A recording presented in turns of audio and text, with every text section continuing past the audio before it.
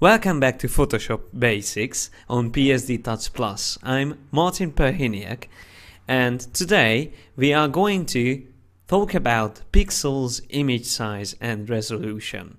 Some really useful theory that you need to know if you work with digital images. First of all, Photoshop is a pixel-based image editing application, which means that most of the features are based on working with pixels. Of course, we have some vector tools and also 3D object tools in Photoshop, but the most important thing is to understand what is a pixel. If I zoom close to a photograph, you will see those little building blocks that makes up an image file. So every pixel can save one color information, and it is like a mosaic.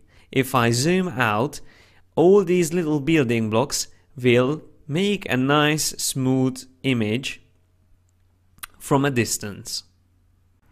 The more pixels you have, the larger image you can print and use in your work, but it doesn't always mean better quality.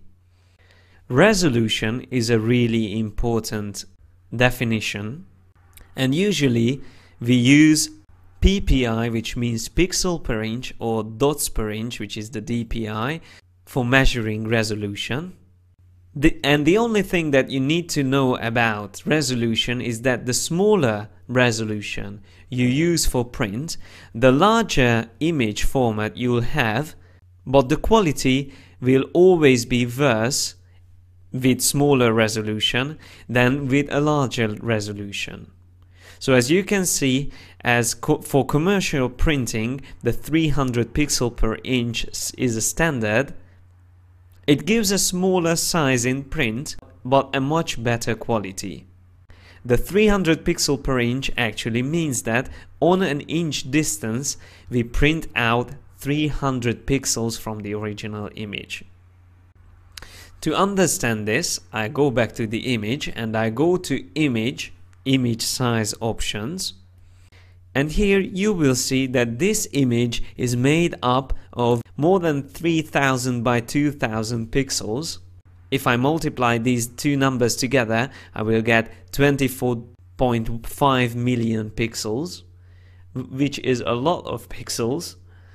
And if I use 72 pixel per inch resolution, I can print this image out with a larger width than 1 meter.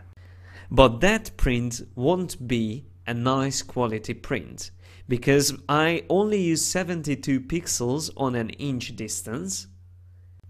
So in the actual print, we will be able to see the original pixels. So the print will be pixelated.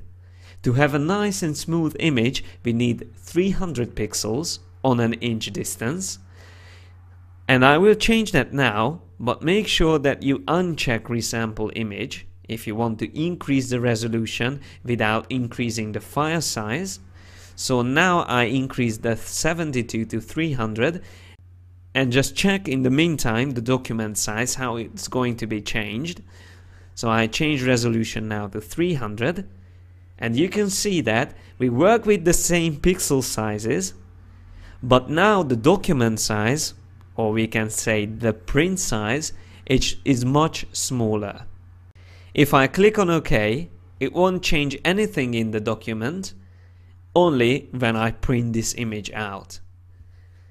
I will get a smaller size print, what you see here on the right, but with a better quality.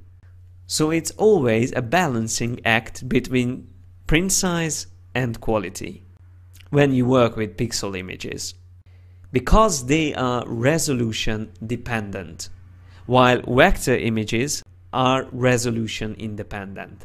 That's the advantage of vector images. But why does Photoshop use pixel images then? Because the advantage of pixels is that we can use lots of photographic effects on pixel images. In this tutorial, I would like to also introduce a new tool, which is called the crop tool. So I just go to this image with the Stonehenge and I show you my panels. Just like in Bridge, if you use the tab key, you can show or hide your panels.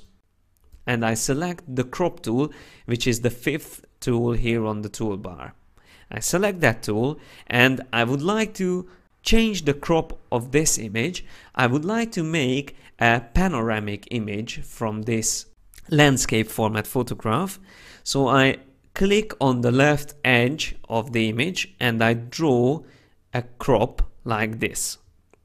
You can always change the crop before accepting it, and as you can see in CS5 we have the rule of thirds indicated by these vertical and horizontal lines, which is a great feature because it's always good to compose your image according to the rule of thirds. For example, with this photograph I will use the first line for the horizon. This is a really common way to compose images, and when I would like to accept the crop, I can click here on the top on this icon, or I just simply press enter or return on the keyboard. So this is one way to use the crop tool, but you can also use it for another thing. You can also expand your canvas.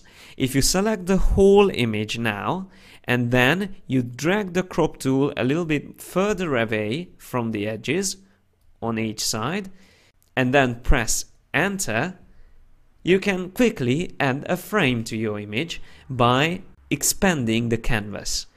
The color that Photoshop uses for this framing is always the background color here on the toolbar. The default color for foreground is black and white for background. This is all what we need to know about pixels and resolution, but we also need to learn more about colors.